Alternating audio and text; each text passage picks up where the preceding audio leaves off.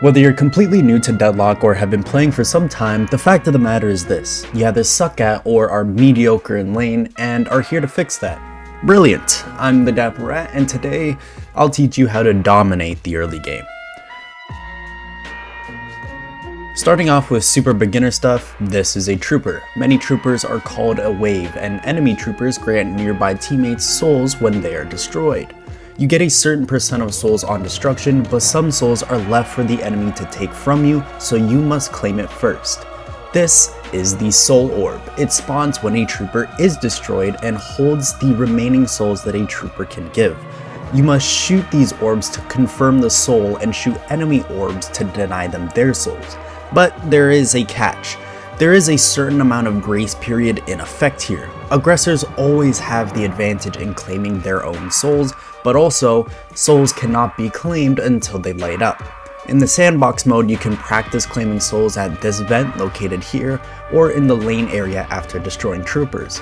Another note is that the Soul Orb will instantly be claimed if the trooper is destroyed with a melee attack.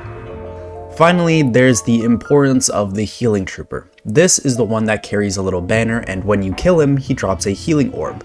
This orb heals for more the less amount of teammates are nearby.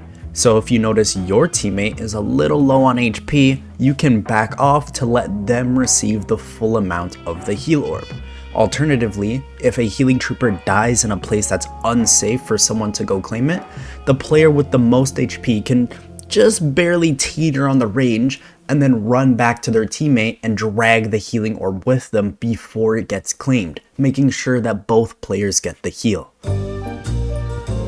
Now, as you're fighting in lane, killing troopers, and attacking enemies, there will be downtime. Downtime that you must spend efficiently. It takes about 30 seconds for a new wave to spawn, so if you've already cleared the current wave and aren't likely to kill an enemy player, then you should opt for farming. At 2 minutes into the game, tier 1 camps and boxes spawn in, so between waves you should opt to clear a camp or break a few boxes. There are plenty of videos on YouTube that show different box routes and stuff, but even just a few boxes can make the difference. The goal here isn't 100% efficiency, it's just building good habits. Other timings include stuff like bridge buffs at about 5 minutes, or tier 2 camps and sinner sacrifice machines at about 8 minutes. All these timings could be subject to change, so try to keep a mental note on when stuff spawns. The game tends to play a little jingle when new farming locations are available, so listen out for that.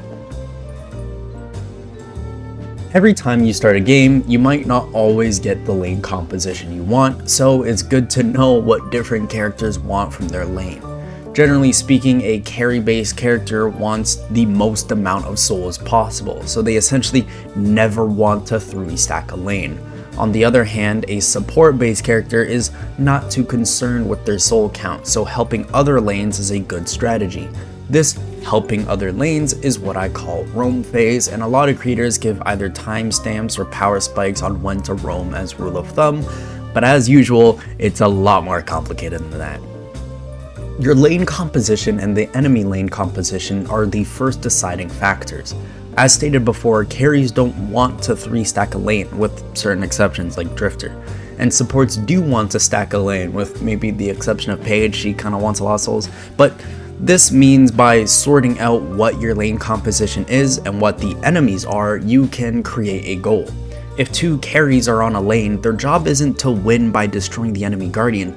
Their job is to always protect their guardian, because you obviously don't want to lose objectives, and also to farm as many souls as they can while in lane phase despite the enemy composition. So basically, damage to guardian is your last concern. You want to protect yours and go farm. If a carry and support are on a lane, their job is to win lane by destroying the guardian, but not at the cost of safety. Prioritizing getting your lane carry fed and keeping your guardian safe is the way to go, so you just do a little here and a little there. If 2 supports are on a lane, their job is to win lane as fast as possible. Their soul count is not inherently important, and both characters want to go support a carry.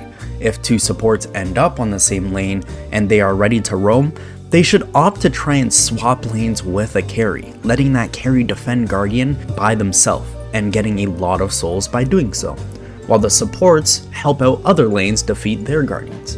If you have stubborn teammates, then you simply must choose the support that gets less value from having souls to go and roam. For example, Viscus gets way more value from having a high soul count than Dynamo does, and thus, if they lane together, Dynamo should leave and Viscus should stay. Finally, it's also important to note that the enemy has the same goals. So when deciding to roam, you have to understand the goal of the enemy. Team 1 as a support carry lane versus Team 2 as a support lane should opt to keep their lane at full strength and not roam too much, as Team 2 will likely sacrifice their life to down Team 1's Guardian. I hope that makes sense. So regardless of your lane composition, if you're an absolute animals and continuously slam dunk on the enemy, you are left with the opportunity to steal souls or destroy the Guardian. Now this is one of the only times I'm really going to give you a strict number to go off of. Prior to about 5,000 souls, your damage to Guardian is likely to be negligible. As such, you should opt to steal boxes and camps on the enemy side of the map. Past 5,000, it's then lane composition dependent, at least in my opinion. Some people might disagree. 2 supports should just stack and destroy the Guardian as fast as possible. If you have a support carry hybrid lane, then the carry farms while the support destroys the Guardian. This basically makes sure that both characters are getting what they want out of lane, although neither is really being done as efficiently as, like, say 2 supports or 2 carries, which in some cases may be for the best. 2 carries farm so long as it's a good use of your time. Now, the way this usually pans out is that having 2 carries on the same lane, you'll dry up all the resources around you fairly quickly, which leads to you likely destroying the enemy Guardian anyways, especially if you're winning and defeating the enemy over and over again. Now, the difficult part about all this is putting yourself in a situation to steal farm, as you can actually do it while both of the lane enemies are still alive, but first you need what's called pressure. As players get lower on HP, they become more hyperbolic, either all in diving a target and fighting till the last breath, or hiding, waiting for time to heal or attack as mentioned. During this time, you can relatively safely steal enemy farms and boxes. It's as simple as crashing the wave, then heading into their jungle. They are obliged to protect their Guardian and as such can't physically stop you lest they wish to suffer objective damage, and potentially dying, giving you more souls since you've already gotten them weakened in the first place. This is what makes learning timings so important.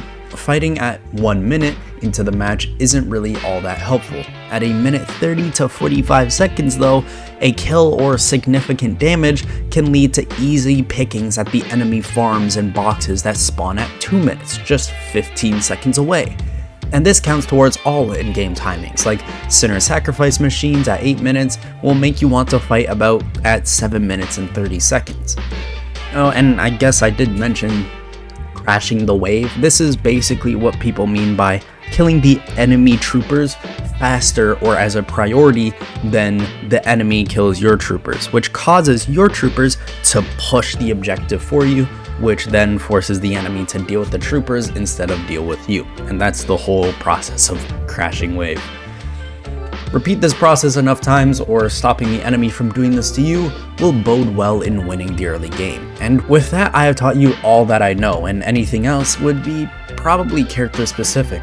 Be sure to like and subscribe if you enjoyed, and I hope this all made sense. The playlist on the left will teach you more about Deadlock if you wish to improve, whilst the video on the right is statistically the most intriguing thing you could see right now, at least according to YouTube. Thank you all for watching. I've been the Dapper Rat, and as always, farewell, ladies and gents.